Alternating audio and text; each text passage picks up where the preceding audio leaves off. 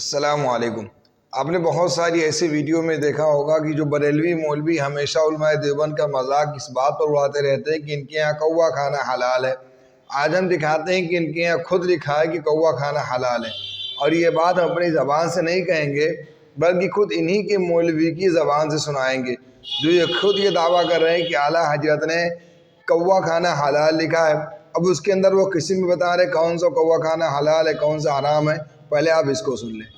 ہمارے ناظرین میں سے کہ انہوں نے سوال کیے ہیں، یہ سوال کیے ہیں کہ کیا امام اہل سنت اعلیٰ حضرت رحمۃ اللہ تعالی علیہ کی کسی کتاب میں کوا کھانے کو حلال لکھا ہے؟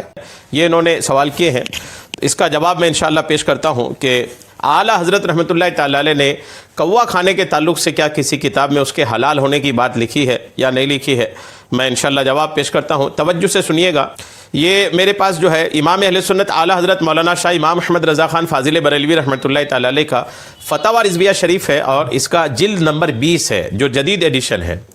اعلیٰ حضرت رحمۃ اللہ تعالی علیہ نے کوا کھانے کو حلال لکھا ہے، لیکن یاد رکھیے گا کہ کس طرح کے کوے کو حلال لکھا ہے۔ اب وہ کس طرح کے کوے ہیں، کس طرح کے کوے کو اعلیٰ حضرت نے جائز لکھا ہے، کس کو منع لکھا ہے، پھر یہ کہ اس پر صدر الشریعہ بدر الطریقہ خلیفہ اعلیٰ حضرت وکیل اعلیٰ حضرت حضرت علامہ مفتی امجد علی اعظمی صاحب قبلہ رحمۃ اللہ تعالی علیہ نے بار شریعت میں اس تعلق سے کیا لکھا ہے، انشاءاللہ میں ساری باتیں آپ کو پیش کرنے کی سعادتیں حاصل کروں گا۔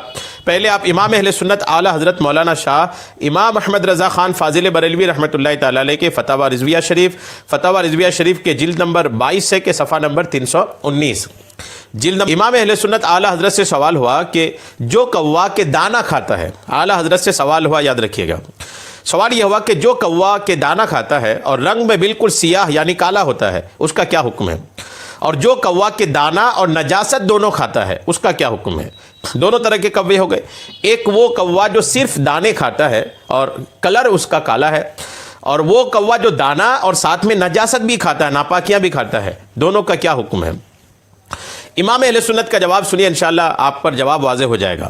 اعلیٰ حضرت فرماتے ہیں کہ دانہ خور کوا کہ صرف دانہ کھاتا اور نجاست کے پاس نہیں جاتا، صرف دانہ کھاتا ہے اور نجاست یعنی ناپاکیوں کے قریب نہیں جاتا، جسے غراب زرع یعنی کھیتی کا کوا کہتے ہیں۔ وہ کوا جو صرف دانہ کھاتا ہے، نجاست یعنی ناپاکی کے قریب نہیں جاتا، اس کو غراب زرع یعنی کھیتی کا کوا کہتے ہیں۔ چھوٹا سا سیاہ رنگ کا ہوتا ہے، چھوٹا ہوتا ہے، جسامت اس کی چھوٹی ہوتی ہے اور رنگ کالا ہوتا ہے، اور چونچ اور پنجے غالباً سرخ، اس کے جو چونچ ہے اور اس کے جو پنجے ہیں وہ لال ہوتے ہیں۔ بالاتفاق یہ جائز ہے، اس کے جائز ہونے میں علماء کرام کا کوئی اختلاف نہیں ہے۔ وہ کوا جو دانہ کھاتا ہے، نجاست کی طرف نہیں جاتا، جسے غراب زرع یعنی کھیتی کا کوا کہتے ہیں، چھوٹا ہوتا ہے، کالے رنگ کا ہوتا ہے، چونچ اور پنجے غالباً اس کے لال ہوتے ہیں، یہ جو کوا ہے اس کی جو صفات امام اہل سنت نے بیان فرمائے ہیں، یہ کوا بالاتفاق جائز ہے۔ بالاتفاق مطلب تمام علماء کرام کے نزدیک یہ جائز ہے۔ اور رہا مردار خور کوا جسے غراب ابقا بھی کہتے ہیں، جو مردار خور کوا ہے جسے غراب ابقا بھی کہتے ہیں کہ اس کے رنگ میں سفیدی بھی سیاہی کے ساتھ ہوتی ہے، وہ بالاتفاق ناجائز ہے۔ غراب ابقا جو مردار خور جانور ہوتا ہے، مردار خور کوا ہوتا ہے، اس کے کھانے کی اجازت نہیں ہے، بالاتفاق یعنی تمام علماء کرام کے نزدیک اس کو ناجائز ہی کہا گیا ہے۔ ساتھ میں آپ کو یہ تو ہوئی فتاوی رضویہ شریف کے بعد جو امام اہل سنت نے اپنے فتاوی رضویہ شریف میں نقل فرمایا ہے، صدر الشریعہ بدر الطریقہ مفتی امجد علی اعظمی صاحب قبلہ رحمۃ اللہ تعالی علیہ نے آپ بار شریعت کے جلد نمبر 3 میں بھی اس مسئلے کے تعلق سے آپ لکھتے ہیں کہ غراب ابقا یعنی کوا جو مردار کھاتا ہے حرام ہے، یہ یاد رکھیے گا۔